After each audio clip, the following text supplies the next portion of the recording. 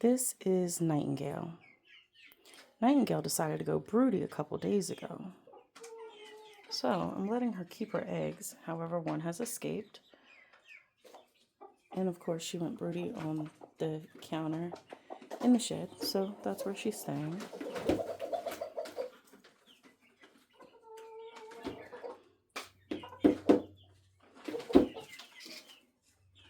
Let's see if she's going to realize that she has her egg out.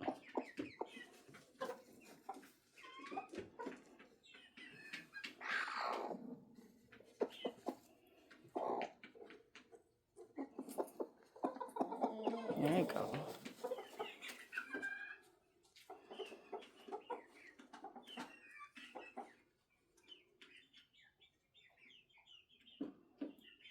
I gave her food, which she has turned around on her nest since then, so then I gave her water. So now we're just seeing what happens.